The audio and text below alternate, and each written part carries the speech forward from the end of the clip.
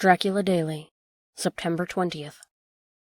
Report from Patrick Hennessy, M.D., M.R.C.S.L.K.Q.C.P.I., etc., etc., to John Seward, M.D.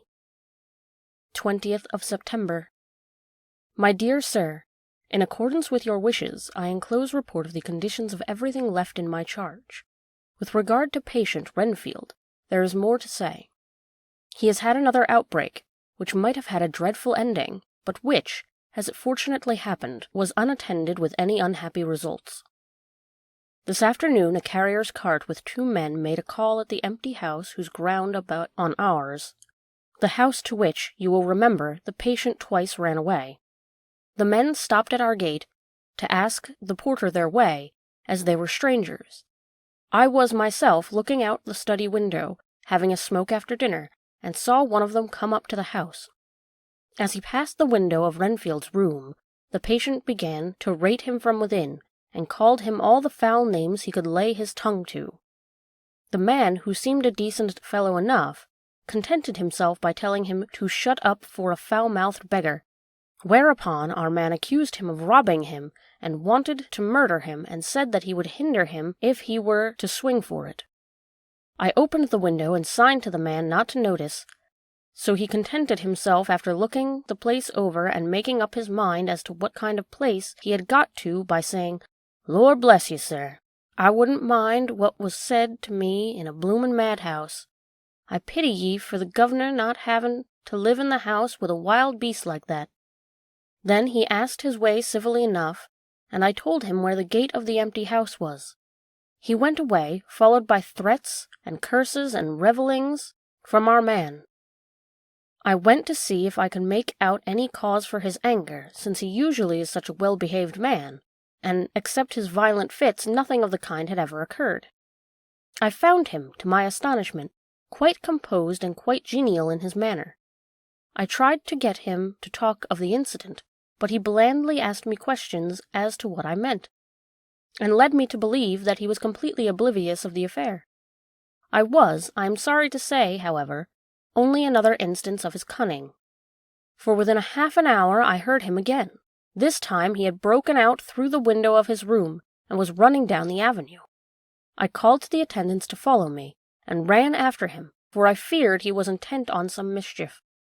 My fear was justified when I saw the same cart which had passed before coming down the road, having on it some great wooden boxes. The men were wiping their foreheads, and were flushed in the face, as if with violent exercise. Before I could get up to him, the patient rushed at them, and pulling one of them off the cart, began to knock his head against the ground. If I had not seized him just at the moment, I believe he would have killed the man then and there. The other fellow jumped down and struck him over the head with the butt end of his heavy whip. It was a terrible blow, but he did not seem to mind it, but seized him also, and struggled with the 3 of us, pulling us to and fro as if we were kittens. You know I am no lightweight, and the others were both burly men. At first he was silent in his fighting, but as we began to master him, and the attendants were putting a strait waistcoat on him, he began to shout, "I'll frustrate them! They shan't rob me, they shan't murder me by inches. I'll fight for my lord and master," and all sorts of similar incoherent ravings. It was with very considerable difficulty that they got him back to the house and put him in the padded room. One of the attendants, Hardy, had a broken finger. However, I set it all right, and he is going on well.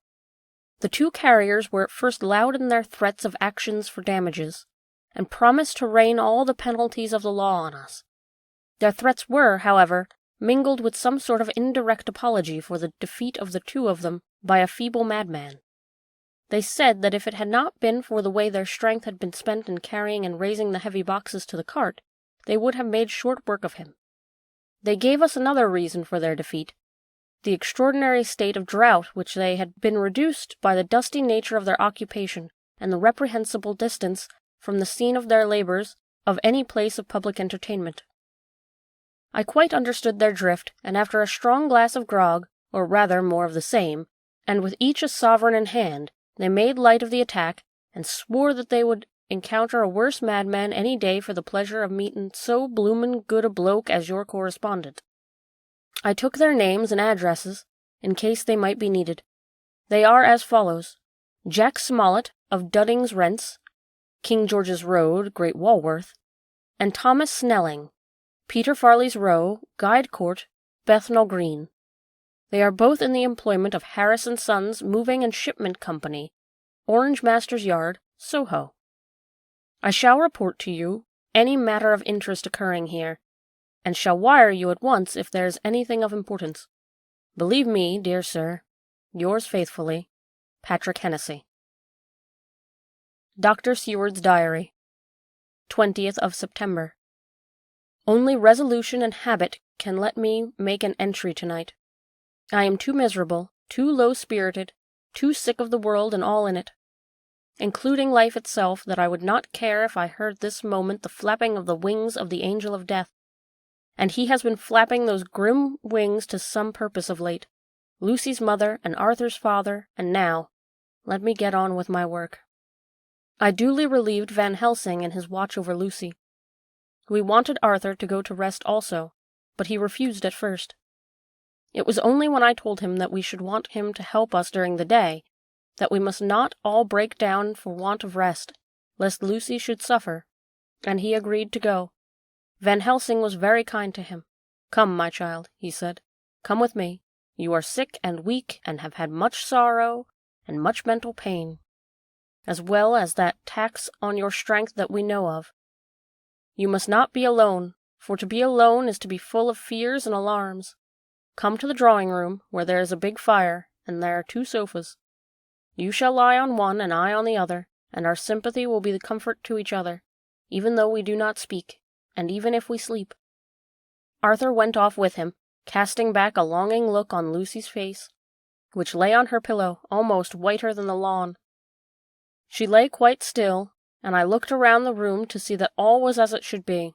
I could see that the professor had carried out in this room, as in the other, his purpose of using the garlic. The whole of the window sashes reeked with it, and round Lucy's neck, over the silk handkerchief which Van Helsing made her keep on, was a rough chaplet of the same odorous flowers. Lucy was breathing somewhat stertorously, and her face was at its worst, for the open mouth showed the pale gums. Her teeth, in the dim, uncertain light, seemed longer and sharper than they had been in the morning. In particular, by some trick of the light, the canine teeth looked longer and sharper than the rest. I sat down by her, and presently she moved uneasily. At the same moment there came a sort of dull flapping or buffeting at the window. I went over to it softly, and peeped out by the corner of the blind. There was a full moonlight, and I could see that the noise was made by a great bat, which wheeled round, doubtlessly attracted by the light, although so dim, and every now and then struck the window with its wings. When I came back to my seat, I found that Lucy had moved slightly, and had torn away the garlic flowers from her throat. I replaced them as well I could, and sat watching her. Presently she woke, and I gave her food as Van Helsing had prescribed. She took but a little, and that languidly. There did not seem to be with her now the unconscious struggle for life and strength that had hitherto so marked her illness. It struck me as curious that the moment she became conscious she pressed the garlic flowers close to her. It was certainly odd that whenever she got into that lethargic state, with the stertorous breathing, she put the flowers from her, but that when she waked she clutched them close. There was no possibility of making any mistake about this, for in the long hours that followed she had many spells of sleeping and waking, and repeated both actions many times. At 6 o'clock Van Helsing came to relieve me. Arthur had then fallen into a doze, and mercifully let him sleep on. When I saw Lucy's face, I could hear the hissing indraw of his breath, and he said to me in a sharp whisper, "Draw up the blind, I want light." Then he bent down, with his face almost touching Lucy's, examined her carefully. He removed the flowers and lifted the silk handkerchief from her throat. As he did so, he started back, and I could hear his ejaculation, "Mein Gott!" as it was smothered in his throat. I bent over and looked too, and noticed some queer chill came over me. The wounds on the throat had absolutely disappeared. For fully 5 minutes Van Helsing stood looking at her, and his face at its sternest. Then he turned to me and said calmly, "She is dying. It will not be long now." It will be much difference, mark me, whether she dies conscious or in her sleep. Wake that poor boy, let him come and see the last. He trusts us, and we have promised him." I went to the dining room and waked him. He was dazed for a moment, but when he saw the sunlight streaming in through the edges of the shutters, he thought he was late and expressed his fear. I assured him that Lucy was still asleep, but told him as gently as I could that both Van Helsing and I feared that the end was near. He covered his face with his hands and slid down on his knees by the sofa, where he remained perhaps a minute, with his head buried, praying, whilst his shoulders shook with grief. I took him by the hand and raised him up. "Come," I said, "my dear old fellow, summon all your fortitude. It will be best and easiest for her." When we came into Lucy's room, I could see that Van Helsing had, with his usual forethought, been putting matters straight and making everything look as pleasing as possible. He had even brushed Lucy's hair, so that it lay on the pillow in its usual sunny ripples. When we came into the room, she opened her eyes, and, seeing him, whispered softly, "Arthur, oh my love, I am so glad you have come." He was stooping to kiss her, when Van Helsing motioned him back. "No," he whispered, "not yet. Hold her hand, it will comfort her more." So Arthur took her hand and knelt beside her, and she looked her best, with all the soft lines matching the angelic beauty of her eyes. Then gradually her eyes closed, and she sank to sleep. For a little bit her breast heaved softly, and her breath came and went like a tired child's. And then insensibly there came a strange change which I had noticed in the night. Her breathing grew stertorous. The mouth opened, and the pale gums drawn back made her teeth look longer and sharper than ever. In a sort of sleep-waking, vague, unconscious way she opened her eyes, which were now dull and hard at once, and said in a soft, voluptuous voice, such as I have never heard from her lips, "Arthur, oh my love, I am so glad you have come. Kiss me." Arthur bent eagerly over to kiss her, but the instant Van Helsing, who, like me, had been startled by her voice, swooped upon him, and catching him by the neck with both hands, dragged him back with the fury of strength which I never thought he could have possessed, and actually hurled him across the room. "Not for your life," he said. "Not for your living soul and hers," and he stood between them like a lion at bay. Arthur was so taken aback that he did not for a moment know what to do or say, and before any impulse of violence could seize him, he realized the place and the occasion, and stood silent, waiting. I kept my eyes fixed on Lucy, as did Van Helsing, and we saw a spasm of rage flit like a shadow over her face. The sharp teeth clamped together. Then her eyes closed, and she breathed heavily. Very shortly after she opened her eyes in all their softness, and putting out her poor, pale, thin hand, took Van Helsing's great brown one, drawing it near her. She kissed it. "My true friend," she said, in a faint voice, but with untellable pathos. "My true friend and his. Oh, guard him, and give me peace." "I swear it," he said solemnly, kneeling beside her and holding up his hand, as one who registers an oath. Then he turned to Arthur and said to him, "Come, my child, take her hand in yours, and kiss her on the forehead, and only once." Their eyes met instead of their lips, and so they parted. Lucy's eyes closed, and Van Helsing, who had been watching closely, took Arthur's arm and drew him away. And then Lucy's breathing became stertorous again, and all at once it ceased. "It is all over," said Van Helsing. "She is dead." I took Arthur by the arm and led him away to the drawing-room, where he sat down and covered his face with his hands, sobbing in a way that nearly broke me down to see. I went back to the room and found Van Helsing looking at poor Lucy, and his face was sterner than ever. Some change had come over her body. Death had given back part of her beauty, for her brow and cheeks had covered some of their flowing lines. Even the lips had lost their deadly pallor. It was as if the blood, no longer needed for working of the heart, had gone to make the harshness of death a little rude, as might be. We thought her dying whilst she slept, and sleeping whilst she died. I stood beside Van Helsing and said, "Ah, well, poor girl, there is peace for her at last. It is the end." He turned to me, and said with grave solemnity, "Not so, alas, not so, it is only the beginning." When I asked him what he meant, he only shook his head and answered, "We can do nothing as yet. Wait and see. September 21st. Dr. Seward's Diary. Continued. The funeral was arranged for the next succeeding day, so that Lucy and her mother might be buried together. I attended to all the ghastly formalities, and the urbane undertaker proved that his staff were afflicted, or blessed, with something of his own obsequious suavity. Even the woman who performed the last offices of the dead remarked to me, in a confidential, brother-professional way, when she had come out from the death-chamber, "She makes a very beautiful corpse, sir. It's quite a privilege to attend on her. It's not too much to say that she will do to credit to our establishment." I noticed the Van Helsing never kept far away. This was possible from the disordered state of things in the household. There were no relatives at hand, and Arthur had to be back the next day to attend his father's funeral. We were unable to notify anyone who should have been bidden. Under the circumstances, Van Helsing and I took it upon ourselves to examine papers, etc. He insisted upon looking over Lucy's papers himself. I asked him why, for I feared that he, being a foreigner, might not be quite aware of English legal requirements, and so might in ignorance make some unnecessary trouble. He answered me, I know, you forget that I am a lawyer as well as a doctor. But this is not altogether for the law. You knew that when you avoided the coroner. I have more than him to avoid. There may be papers more, such as this." As he spoke, he took from his pocket-book the memorandum which had been in Lucy's breast, which she had torn in her sleep. "When you find anything of the solicitor, who is for the late Miss Westenra, seal all her papers and write him tonight. For me, I watch here in the room and in Miss Lucy's old room at night, and I myself search for what may be. It is not well that her very thoughts go into the hands of strangers."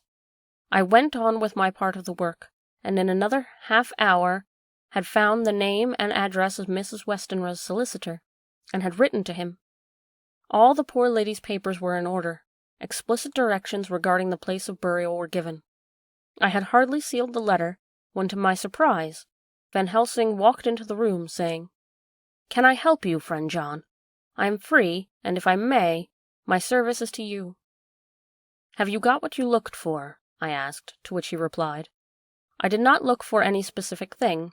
I only hoped to find, and find I have, all that there was, only some letters and a few memoranda, and a diary new begun. But I have them here, and we shall for the present say nothing of them. I shall see that poor lad tomorrow evening, and, with his sanction, I shall use some." When we had finished the work in hand, he said to me, "And now, friend John, I think we may to bed. We want sleep, both you and I, and rest to recuperate. Tomorrow we shall have much to do, but for tonight there is no need of us, alas." Before turning in, we went to look at poor Lucy. The undertaker had certainly done his work well, for the room was turned into a small chapelle ardente. There was a wilderness of beautiful white flowers, and death was made as little repulsive as might be. The end of the winding sheet was laid over the face, and when the professor bent over and turned it slightly back, we both started at the beauty before us, the tall wax candle showing a sufficient light to note it well.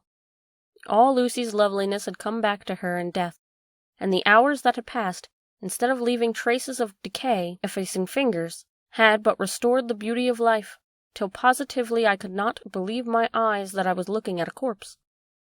The professor looked sternly grave. He had not loved her as I had, and there was no need for tears in his eyes. He said to me, "Remain till I return," and left the room. He came back with a handful of wild garlic from the box waiting in the hall, but which had not been opened, and placed the flowers amongst the others on and around the bed.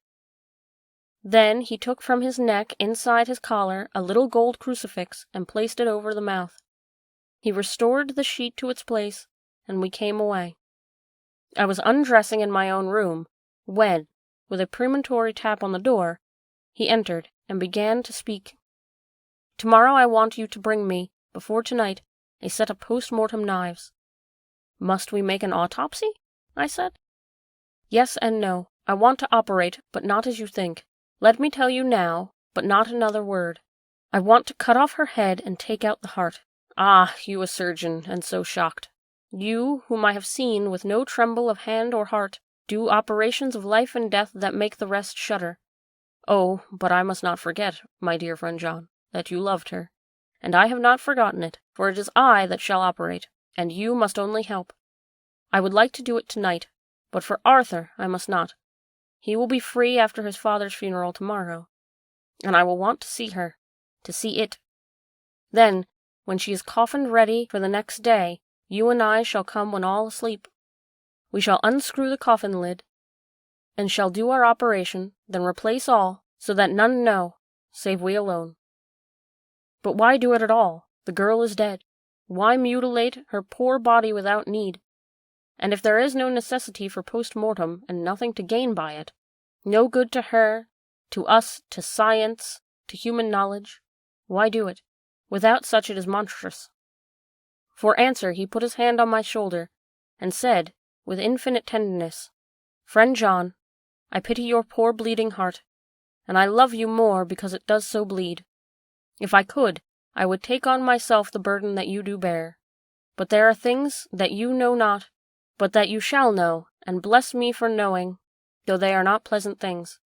John, my child, you have been my friend now many years, and yet did you ever know me to do without good cause? I may err, I am but man, but I believe in all I do. Was it not for these causes that you sent for me when the great trouble came? Yes. Were you not amazed, nay, horrified, when I would not let Arthur kiss his love, though she was dying, and snatched him away by all my strength? Yes. And yet you saw how she thanked me, with her so beautiful dying eyes, her voice too so weak, and she kissed my roughed hand and blessed me? Yes. And you did not hear me swear to promise her, that so she closed her eyes grateful? Yes. Well, I have good reason now for all I want to do. You have many years' trust in me. You have believed me weeks past, when there were things so strange that you might have well doubt. Believe me yet a little, friend John. If you trust me not, then I must tell what I think, and that is not perhaps well. And if I work, as work I shall, no matter trust or no trust, without my friend trust in me, I work with heavy heart and feel oh so lonely when I want all help and courage that may be. He paused a moment, and went on solemnly. Friend John, there are strange and terrible days before us. Let us not be two, but one, so that we may work to a good end. Will you not have faith in me? I took his hand and promised him. I held my door open as he went away, and watched him go into his room and close the door. I stood without moving. I saw one of the maids pass silently along the passage. She had her back towards me, so she did not see me, and go into the room where Lucy lay. The sight touched me. Devotion is so rare, and we are so grateful to those who show it unasked to those we love. Here was a poor girl putting aside the terrors which she naturally had of death to go watch alone by the bier of the mistress whom she loved, so that the poor clay might not be lonely till laid to eternal rest. I must have slept long and soundly, for the broad daylight when Van Helsing waked me by coming into my room. He came over to my bedside and said, You need not trouble about the knives. We shall not do it.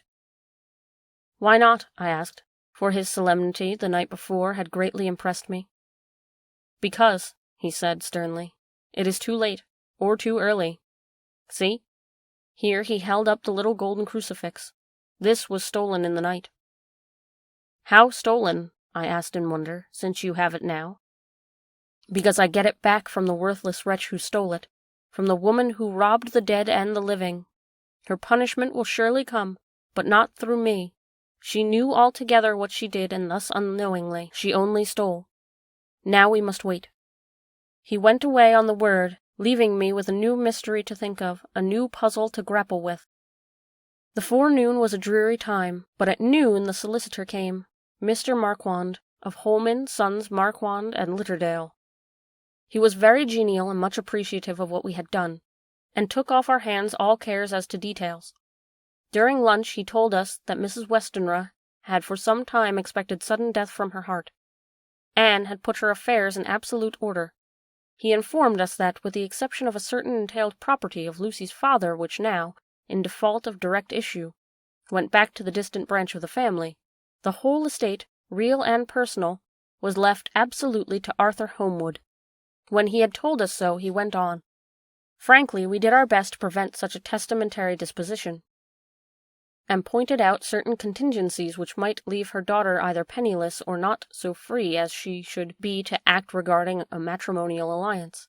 Indeed, we pressed the matter so far that we almost came into collision, for she asked us if we were or were not prepared to carry out her wishes. Of course, we had then no alternative but to accept. We were right in principle, and 99 times out of 100 we should have proved, by the logic of events, the accuracy of our judgment. Frankly, however, I must admit that in this case any other form of disposition would have rendered impossible the carrying out of her wishes, for by her predeceasing her daughter the latter would have come into possession of the property, and, even had she only survived her mother by 5 minutes, her property would, in case there were no will, and a will was a practical impossibility in such a case, have been treated at her decease as under intestacy, in which case Lord Godalming, though so dear a friend, would have had no claim in the world, and the inheritors, being remote, would not be likely to abandon their just rights, for sentimental reasons regarding an entire stranger. I assure you, my dear sirs, I am rejoiced at the result, perfectly rejoiced. He was a good fellow, but his rejoicing at the one little part in which he was officially interested, of so great a tragedy, was an object lesson in the limitations of sympathetic understanding. He did not remain long, but said he would look in later in the day and see Lord Godalming. His coming, however, had been a certain comfort to us, since it assured us that we should not have to dread hostile criticism as to any of our acts. Arthur was expected at 5 o'clock, so a little before that time we visited the death chamber. It was so in very truth, for now both mother and daughter lay in it. The undertaker, true to his craft, had made the best display he could of his goods, and there was a mortuary air about the place that lowered our spirits at once. Van Helsing ordered the former arrangement to be adhered to, explaining that, as Lord Godalming was coming very soon, it would be less harrowing to his feelings to see all that was left of his fiancée quite alone. The undertaker seemed quite shocked at his own stupidity, and exerted himself to restore things to the condition in which we had left them the night before, so that when Arthur came, such shocks to his feelings as we could avoid were saved. Poor fellow, he looked desperately sad and broken. Even his stalwart manhood seemed to have shrunk somewhat under the strain of his much-tried emotions. He had, I knew, been very genuinely and devotedly attached to his father, and to lose him, and at such a time, was a bitter blow to him. With me he was warm as ever, and to Van Helsing he was sweetly courteous, but I could not help seeing that there was some constraint with him. The professor noticed it too, and motioned me to bring him upstairs. I did so, and left him at the door of the room, as I felt he would like to be quite alone with her, but he took my arm and led me in, saying huskily, "You loved her too, old fellow. She told me all about it, and there was no friend had a closer place in her heart than you. I don't know how to thank you for all you have done for her. I can't think yet." Here he suddenly broke down, and threw his arms round my shoulders, and laid his head on my breast, crying, "Oh, Jack, Jack, what shall I do? The whole of life seems gone from me all at once, and there is nothing in the wide world for me to live for." I comforted him as well as I could. In such cases men do not need much expression. A grip of the hand, the tightening of an arm over a shoulder, a sob in unison, are expressions of sympathy dear to a man's heart. I stood still and silent till his sobs died away, and then said to him softly, "Come and look at her." Together we moved over to the bed, and I lifted the lawn from her face. God, how beautiful she was! Every hour seemed to be enhancing her loveliness. It frightened and amazed me somewhat, and as for Arthur, he felt a trembling, and finally was shaken with doubt as with an ague. At last, after a long pause, he said to me in a faint whisper, "Jack, is she really dead?" I assured him sadly that it was so, and went on to suggest, for I felt that such a horrible doubt should not have life for a moment longer than I could help, that it often happened that after death faces become softened and even resolved into their youthful beauty. That this was especially so when death had been preceded by any acute or prolonged suffering. It seemed to quite do away with any doubt, and, after kneeling beside the couch for a while, and looking at her lovingly and long, he turned aside. I told him that he must be goodbye, as the coffin had to be prepared, so he went back and took her dead hand in his and kissed it, and bent over and kissed her forehead. He came away, fondly looking back over his shoulder at her as he came. I left in the drawing-room, and told Van Helsing that he had said goodbye, so the latter went to the kitchen to tell the undertaker's men to proceed with preparations and to screw up the coffin. When he came out of the room again, I told him Arthur's question, and he replied, "I am not surprised. Just now I doubted for a moment myself." We all dined together, and I could see that poor Art was trying to make the best of things. Van Helsing had been silent all dinner-time, but when we had lit our cigars, he said, "Lord," but Arthur interrupted him. "No, not that, for God's sake. Not yet, at any rate. Forgive me, sir. I did not mean to speak offensively. It is only because my loss is so recent." The professor answered very sweetly, "I only used that name because I was in doubt. I must not call you Mr., and I have grown to love you, yes, my dear boy, to love you, as Arthur." Arthur held out his hand, and took the old man's warmly. "Call me what you will," he said. "I hope I may always have the title of a friend.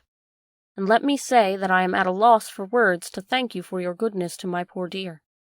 He paused a moment, and went on. "I know that she understood your goodness even better than I do, and if I was rude, or in any way wanting at that time, you acted so, you remember." The professor nodded.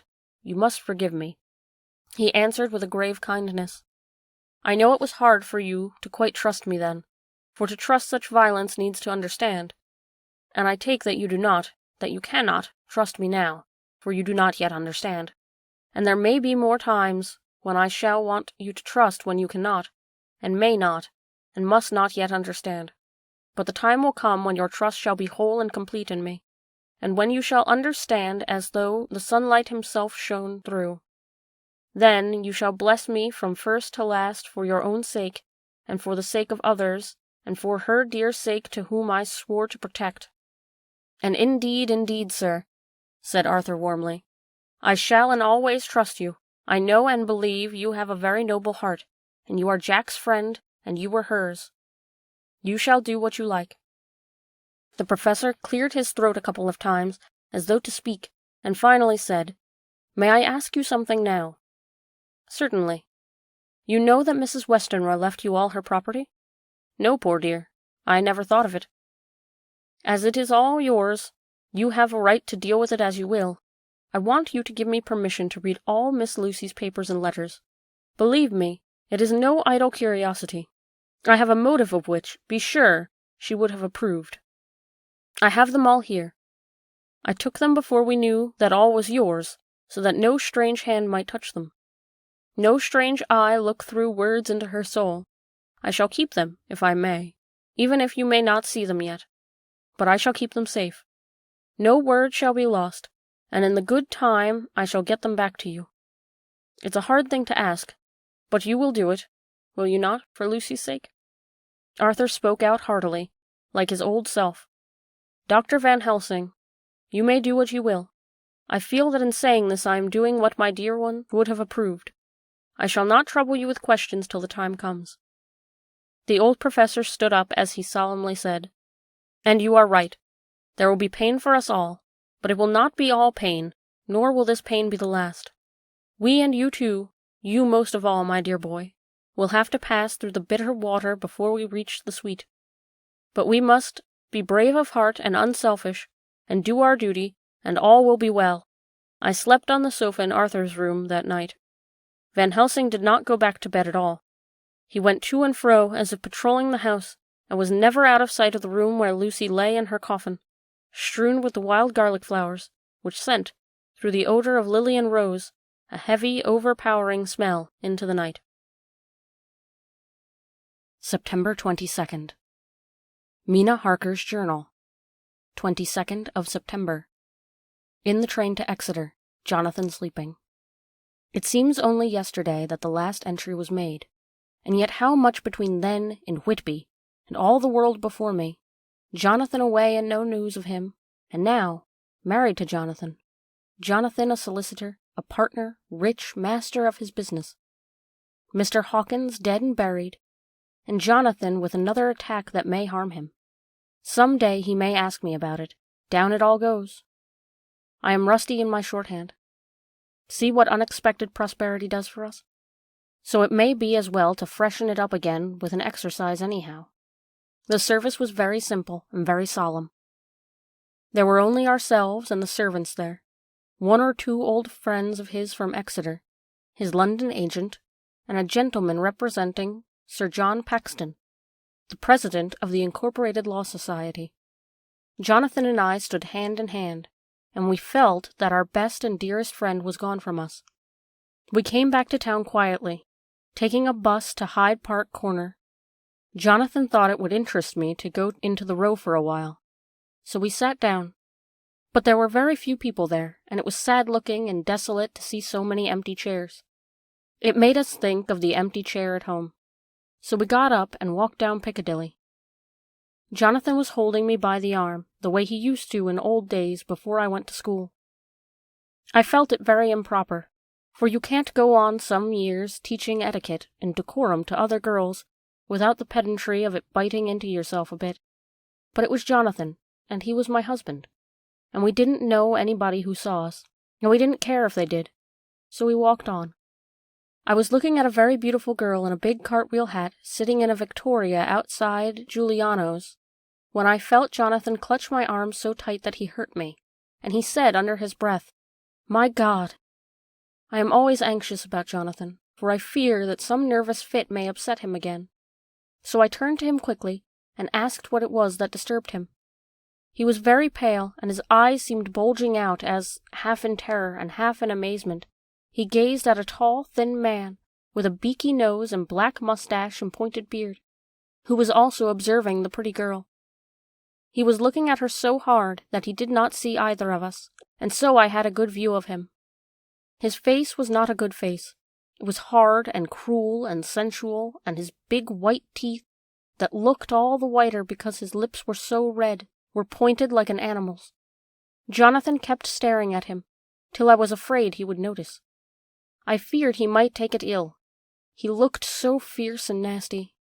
I asked Jonathan why he was disturbed, and he answered, evidently thinking that I knew as much about it as he did, "Do you see who it is?"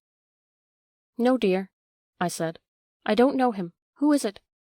His answer seemed to shock and throw me, for it was said as if he did not know that it was to me, Mina, to whom he was speaking.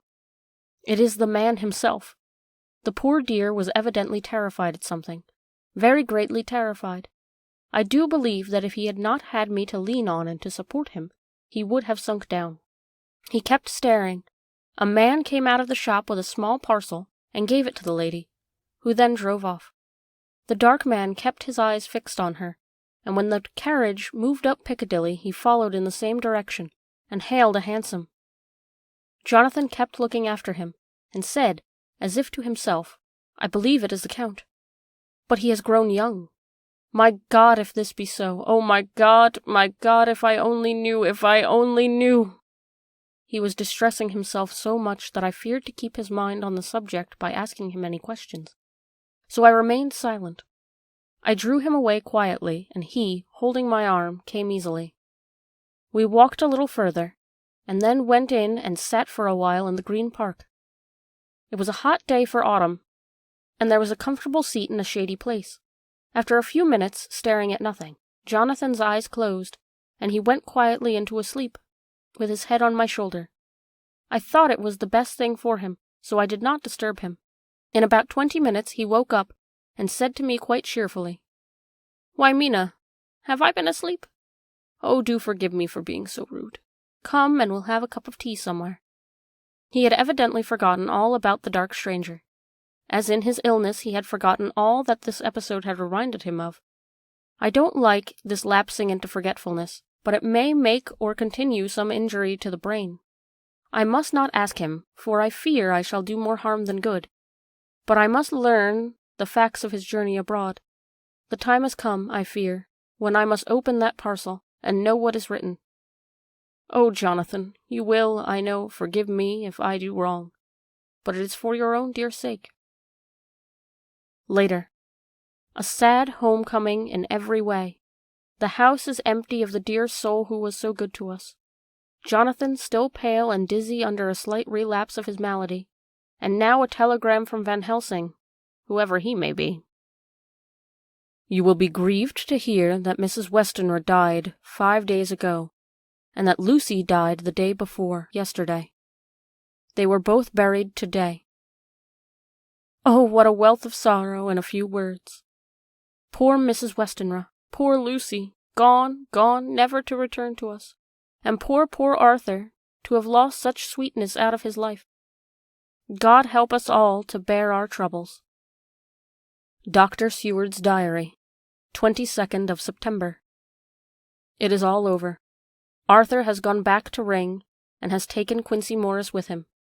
What a fine fellow is Quincy! I believe in my heart of hearts that he suffered as much about Lucy's death as any of us, but he bore himself through it like a moral Viking.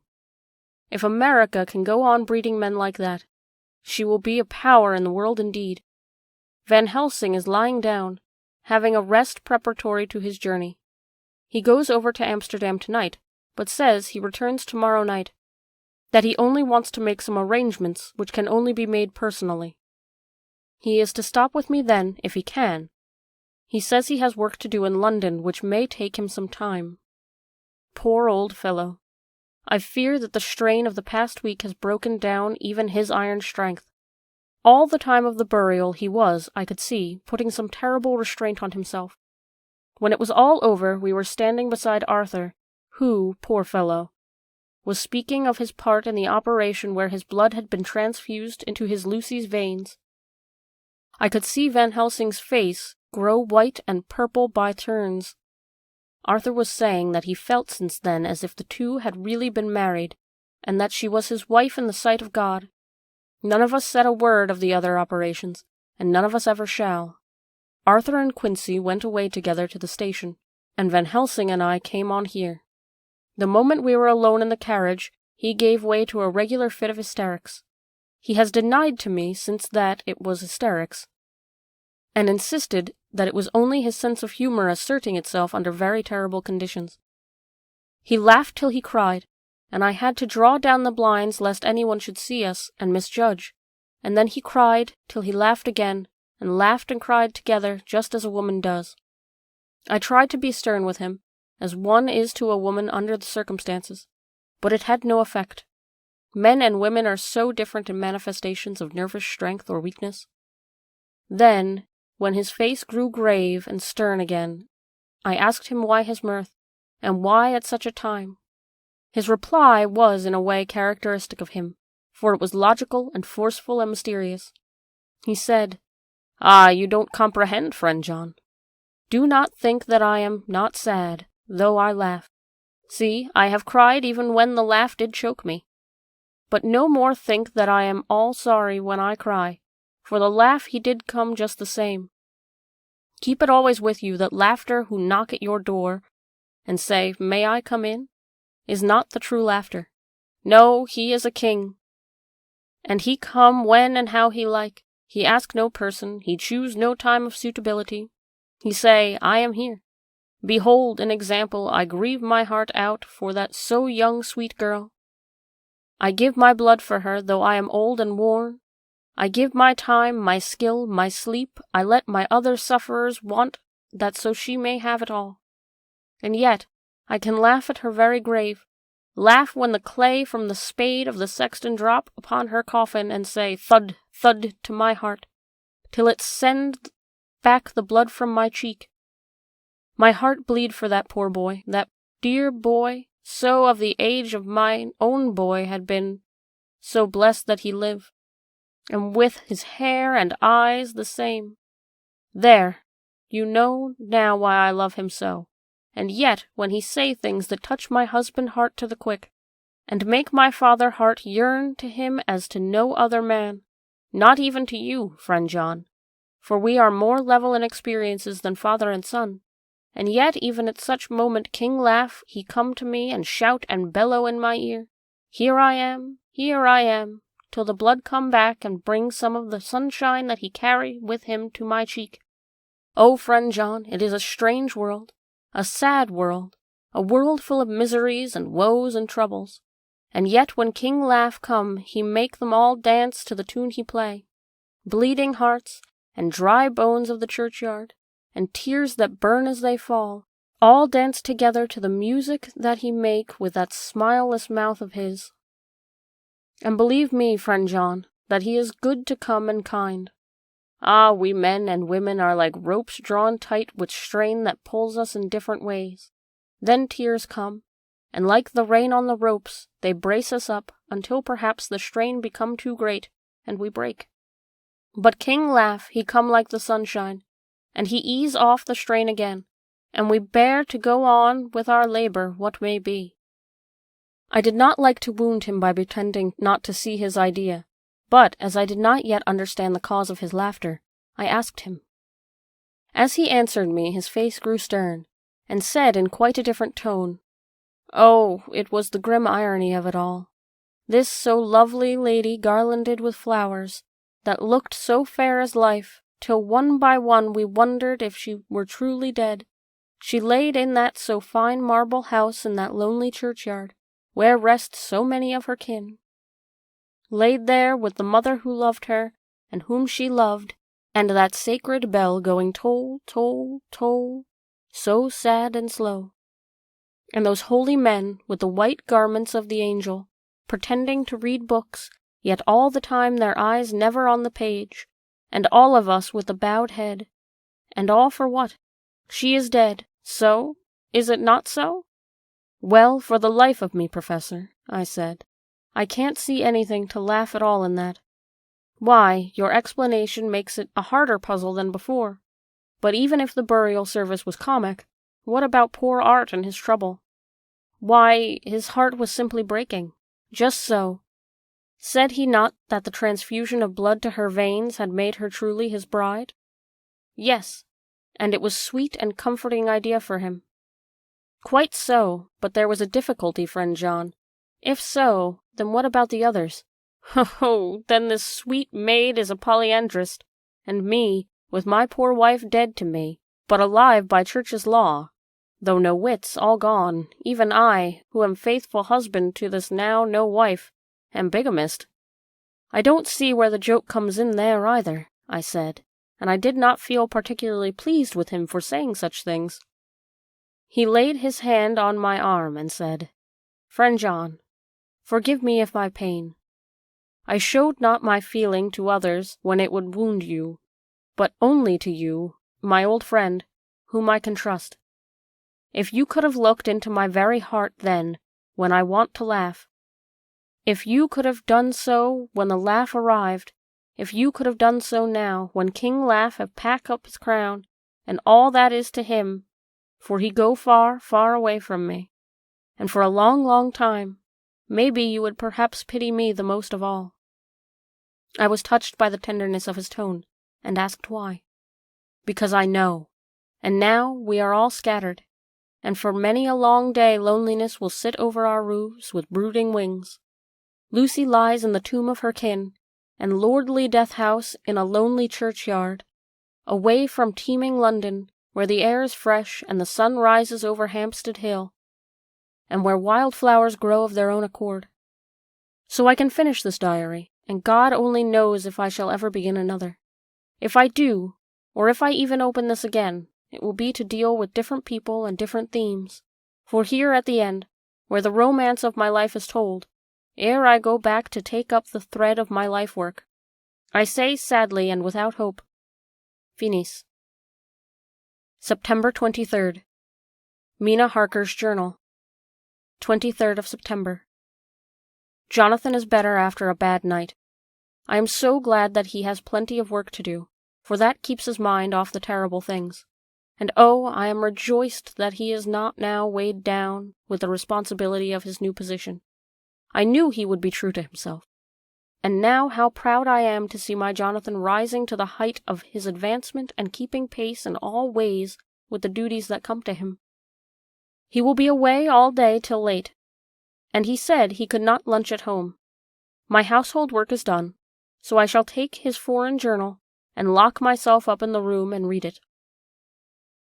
September 24th. Mina Harker's Journal. 24th of September. I hadn't the heart to write last night. That terrible record of Jonathan's upset me so. Poor dear, how he must have suffered. Whether it be true or only imagination. I wonder if there's any truth in it at all. Did he get his brain fever and then write all those terrible things? Or had he some cause for all of it? I suppose I shall never know, for I dare not open the subject to him. And yet that man we saw yesterday, he seemed quite certain of him, poor fellow. I suppose it was the funeral upset him, and sent his mind back on some train of thought. He believes it all himself. I remember how on our wedding day he said, "Unless some solemn duty come upon me to go back to the bitter hours, asleep or awake, mad or sane." There seems to be, through it all, some thread of continuity. That fearful Count was coming to London. If it should be, and he came to London, with his teeming millions, there may be a solemn duty, and if it come, we must not shrink from it. I shall be prepared. I shall get my typewriter this very hour and begin transcribing. Then we shall be ready for other eyes if required. And if it be wanted, then, perhaps, if I am ready, poor Jonathan may not be upset, for I can speak for him, and never let him be troubled or worried with it at all. If ever Jonathan gets quite over the nervousness, he may want to tell me of it all, and I can ask him questions and find out things, and see how I may comfort him. Letter. Van Helsing to Mrs. Harker. 24th of September. Confidence. Dear Madam, I pray you to pardon my writing, in that I am so far friend as that I sent to you sad news of Miss Lucy Westenra's death. By the kindness of Lord Godalming, I am empowered to read her letters and papers, for I am deeply concerned about certain matters vitally important. In them I find some letters from you, which show how great friends you were and how you love her. O Madam Mina, by that love, I implore you, help me. It is for others' good that I ask, to redress great wrong, and to lift much and terrible troubles, that I may be more great than you can know. May it be that I see you? You can trust me. I am friend of Dr. John Seward and of Lord Godalming. That was Arthur of Miss Lucy. I must keep it private for the present from all.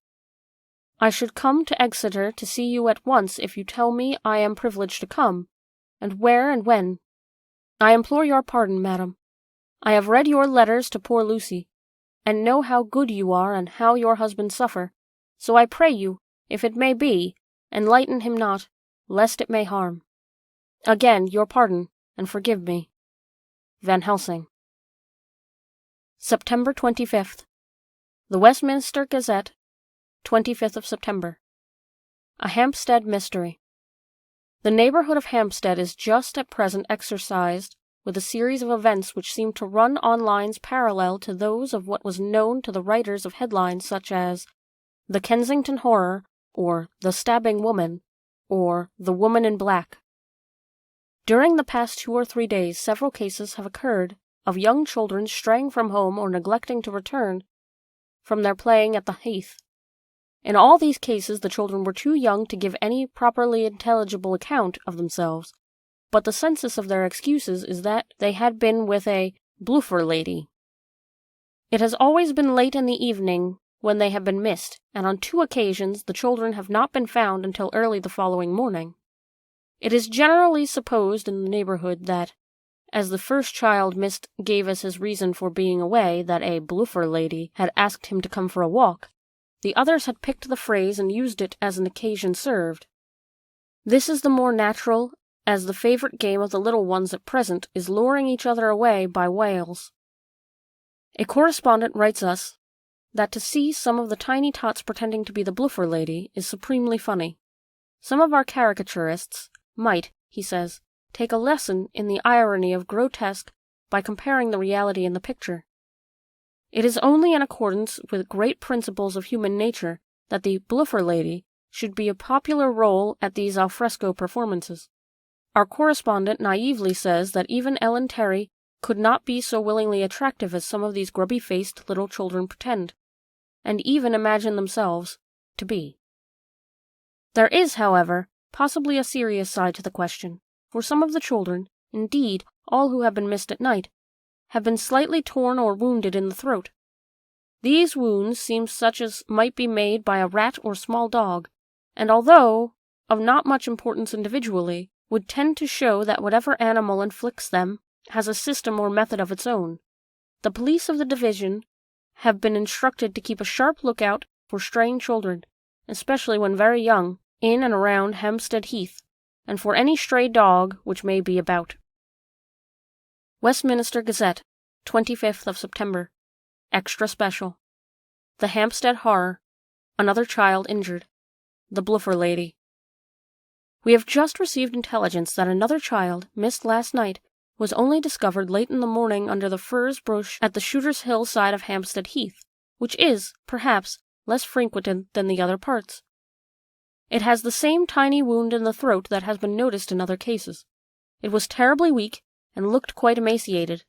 It, too, when partially restored, had the common story to tell of being lured away by the Bluffer Lady. Telegram, Mrs. Harker to Van Helsing, 25th of September. Come today by 10:15 train if you can catch it. See you any time you call. Wilhelmina Harker.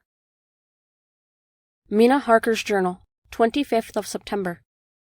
I cannot help feeling terribly excited as the time draws near for the visit of Dr. Van Helsing, for somehow I expect it will throw some light upon Jonathan's sad experience, and as he attended poor dear Lucy in her last illness, he can tell me all about it. That is the reason for his coming. It is concerning Lucy and her sleepwalking, and not about Jonathan. Then I shall never know the real truth now. How silly I am. That awful journal gets a hold of my imagination, and tinges everything with something of its own color. Of course it is about Lucy. That habit came back to my poor dear, and that awful night on the cliff must have made her ill. I had almost forgotten in my own affairs how ill she was afterwards. She must have told him of her sleepwalking adventure on the cliff, and that I knew all about it, and now he wants me to tell him everything what she knows, so that he may understand. I hope I did right in not saying anything of it to Mrs. Westenra. I should never forgive myself if any act of mine, were it even a negative one, brought harm on poor dear Lucy. I hope, too, Dr. Van Helsing will not blame me. I have had so much trouble and anxiety of late that I feel I cannot bear more just at present. I suppose a cry does us all good at times. Clears the air as other rain does. Perhaps it was reading the journal yesterday that upset me, and then Jonathan went away this morning to stay away from me the whole day and night, for the first time we have been parted since our marriage. I do hope the dear fellow will take care of himself, and that nothing will occur to upset him. It is 2:00, and the doctor will be here soon now. I shall say nothing of Jonathan's journal unless he asks me. I am so glad I have typewritten out my own journal, so that, in case he asks me about Lucy, I can hand it to him. It will save much questioning. Later. He is come and gone. Oh, what a strange meeting, and how it all makes my head whirl round. I feel like one in a dream. Can it be possible, or even a part of it? If I had not read Jonathan's journal first, I should never have accepted even a possibility. Poor, poor dear Jonathan, how he must have suffered. Please the good God, all this may not upset him again. I shall try to save him from it, but it may be even a consolation and a help to him, terrible though it be and awful in its consequences, to know for certain that his eyes and ears and brain did not deceive him, and that it is all true. It may be that this is the doubt which haunts him, that when the doubt is removed, no matter which, waking or dreaming, may prove the truth, he will be more satisfied and better able to bear the shock. Dr. Van Helsing must be a good man, as well as a clever one if he is Arthur's friend and Dr. Seward's, and if they brought him all the way from Holland to look after Lucy. I feel from having seen him that he is good and kind and of noble nature. When he comes tomorrow I shall ask him about Jonathan, and then, please God, all this sorrow and anxiety may lead to a good end. I used to think I would like to practice interviewing. Jonathan's friend on the Exeter News told him that memory was everything in such work, that you must be able to put down exactly almost every word spoken, even if you had to refine some of it afterwards. Here was a rare interview. I shall try to record it verbatim. It was 2:30 when the knock came. I took my courage au deux mains and waited.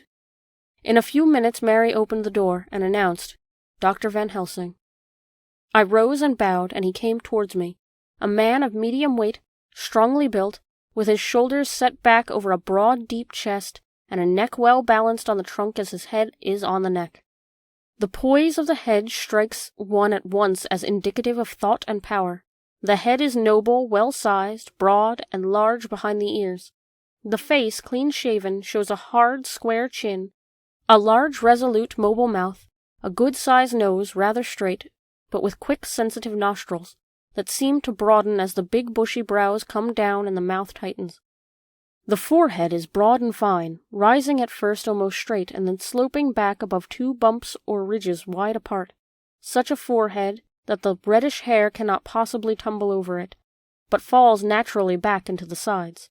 Big dark blue eyes are set widely apart, and are quick and tender or stern with the man's mood. He said to me, "Mrs. Harker, is it not?" I bowed assent. "That was Miss Mina Murray." Again I assented. "It is Mina Murray that I came to see, that was friend of that poor dear child Lucy Westenra. Madam Mina, it is on account of the dead that I come." "Sir," I said, "you could have no better claim on me than that you were a friend and a helper of Lucy Westenra." And I held out my hand. He took it and said tenderly, "Oh, Madam Mina, I knew that the friend of that poor Lily girl must be good, but I had yet to learn—" He finished his speech with a courtly bow.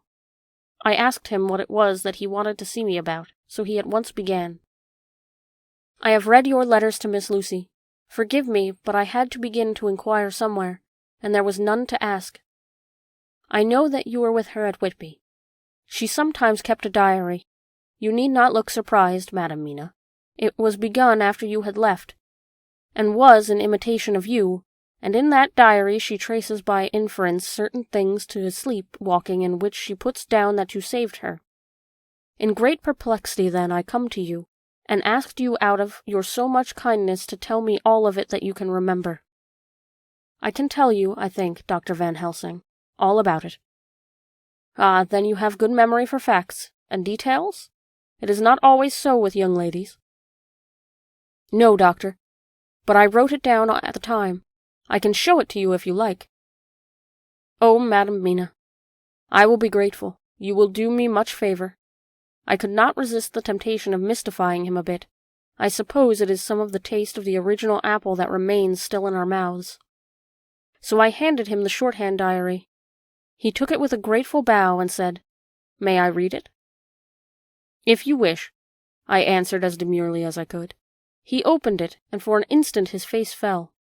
Then he stood up and bowed. "Oh, you so clever woman," he said.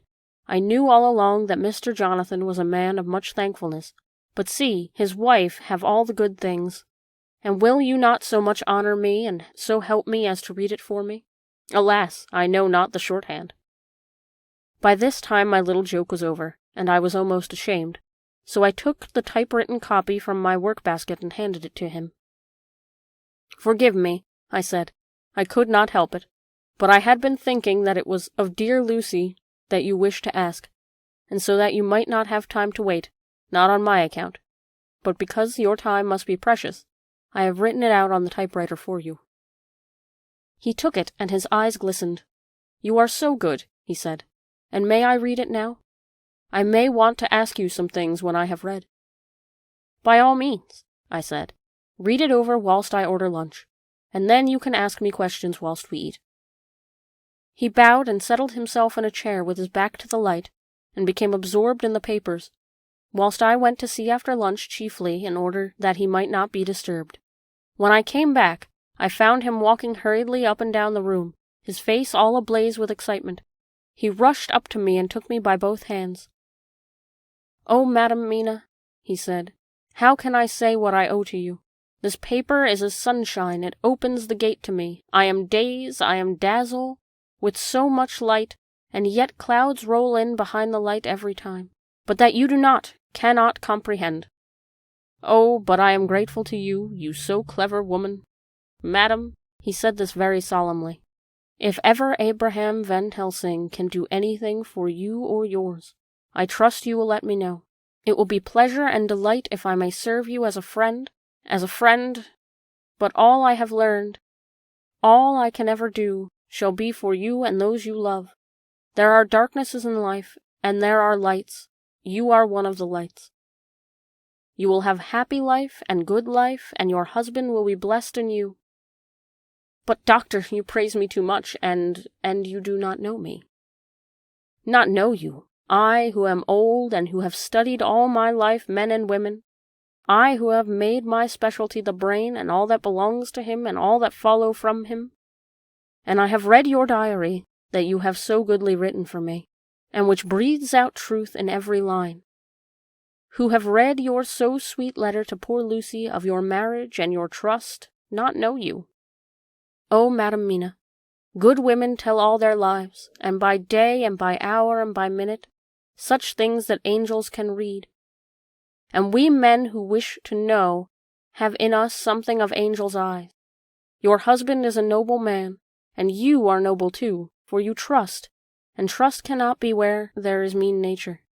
And your husband, tell me of him. Is he quite well? Is all that fever gone? Is he strong and hearty?"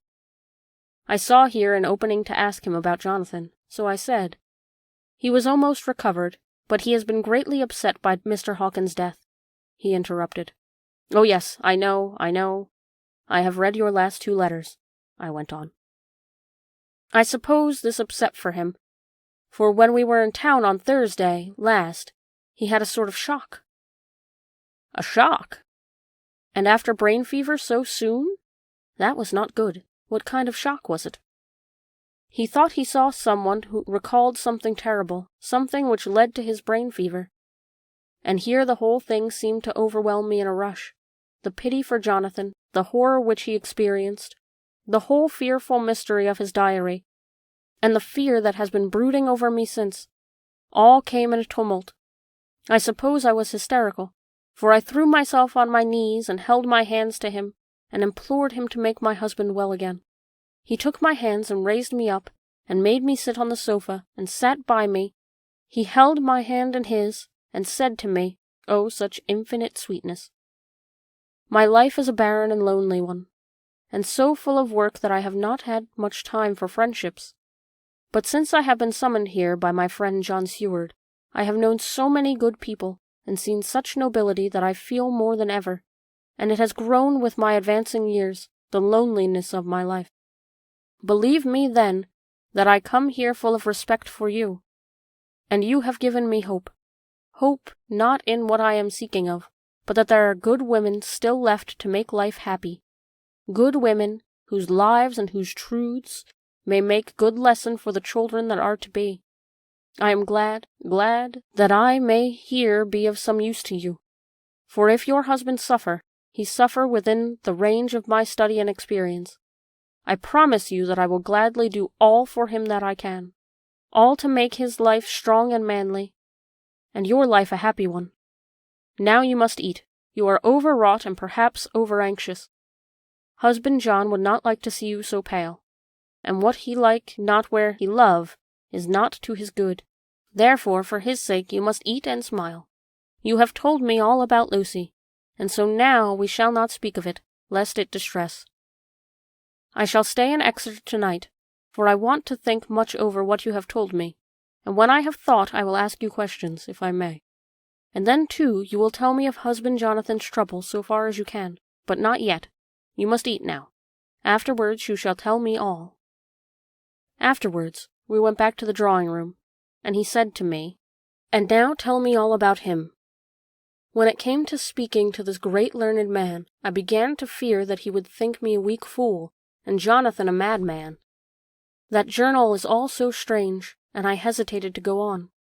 But he was so sweet and kind, and he had promised to help, and I trusted him, so I said, "Dr. Van Helsing, what I have to tell you is so queer that you must not laugh at me or at my husband. I have been since yesterday in a sort of fever of doubt. You must be kind to me, and not think me foolish that I have even half believed some very strange things."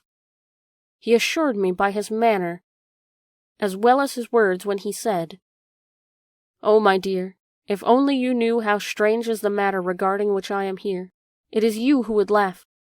I have learned not to think little of any one's belief, no matter how strange it be.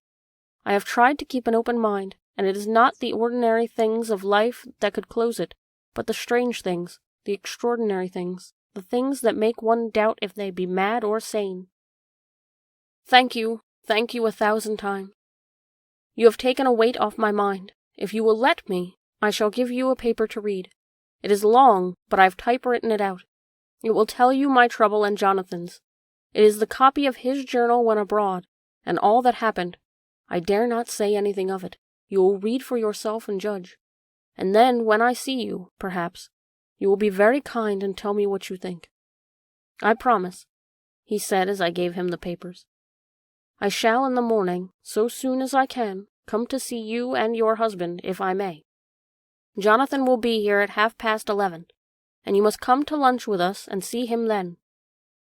You could catch the quick 3:34 train, which will leave you at Paddington before 8. He was surprised at my knowledge of the trains offhand, but he does not know that I have made up all the trains to and from Exeter, so that I may help Jonathan in case he is in a hurry. So he took the papers with him and went away, and here I sit thinking I don't know what. Letter, by hand, Van Helsing to Mrs. Harker. 25th of September, 6 o'clock. Dear Madam Mina, I have read your husband's so wonderful diary. You may sleep without doubt. Strange and terrible as it is true. I will pledge my life on it. It may be worse for others, but for him and you there is no dread.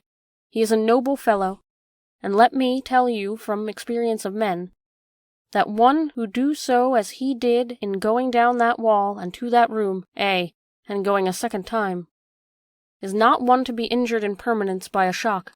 His brain and his heart are all right, this I swear, before I have even seen him, so be at rest. I shall have much to ask him of other things. I am blessed that today I came to see you, for I have learned all at once so much that I am a dazzle more than ever, and I must think. Yours, the most faithful, Abraham Van Helsing. Letter, Mrs. Harker to Van Helsing, 25th of September, 6:30 p.m. My dear Van Helsing, 1,000 thanks for your kind letter, which has taken a great weight off my mind. And yet, if it be true, what terrible things there are in the world, and what an awful thing if that man, that monster, be really in London. I fear to think.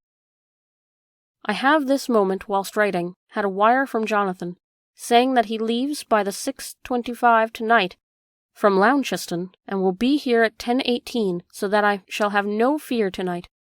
Will you, therefore, instead of lunching with us, please come to breakfast at 8 o'clock, if this will not be too early for you?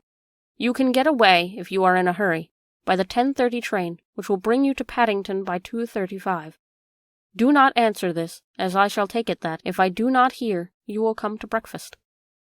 Believe me, your faithful and grateful friend, Mina Harker.